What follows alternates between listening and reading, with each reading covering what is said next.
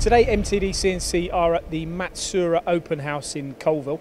I'm with a gentleman here that we've actually been to his facility before to look at a machine installation.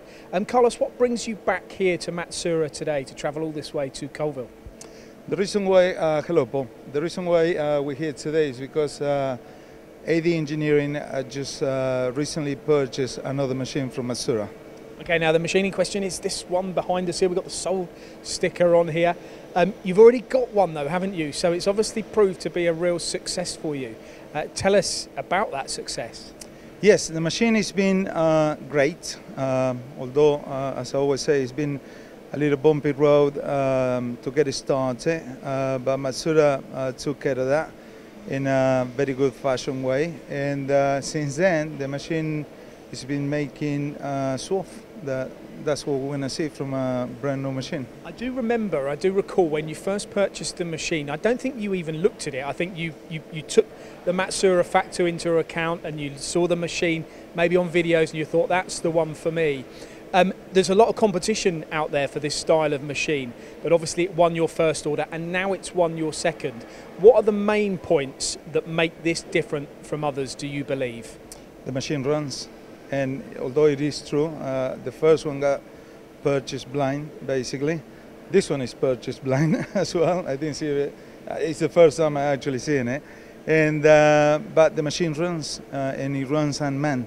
The amount of hours we are, our main customers are in a very competitive market, which is the connector industry. And we do need very good and reliable products. And I got the surprise to find out that this machine, it ticks all the boxes, thankfully. What's the volumes that you're manufacturing parts in the majority? Tell us about that, the size and the quantity of parts. Normally, we run in the region of 5-6 minute cycle. And we run the machine, normally runs 24/5, 24/6. Because I remember, I think when we came to your place, it was a hot day, you had all the doors open. That can sometimes temperatures can affect the machine, especially if they're running that amount of hours. You don't have any concerns with controlling growth on these machines, you still maintain the tolerances, over those long periods of manufacturing. I must admit, if the temperature fluctuates big ranges, the machine moves a little, but we're talking about maybe 10 microns here and there. And otherwise, the machine remains stable within, I would say, 5 microns. How fast are they when you compare them to other machines as well? Because when we look at the Muratec machine, they don't half move quick, don't they? I mean, you must look at the machine and think, gee whiz, that's making my parts faster than I could make them on anything else. They do make it faster, but when you are working on the high volume market, fast and reliable has to have a compromise. So sometimes I'm not really concerned if I can make it 5 seconds or 10 seconds shorter cycle. I need the machine running those unmanned lights out hours.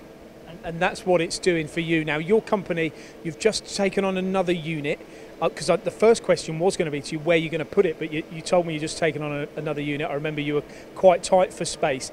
Is it just turning that you're doing at your place, or are you doing milling as well? We do turning and milling, but we are specialists in one-hit machining.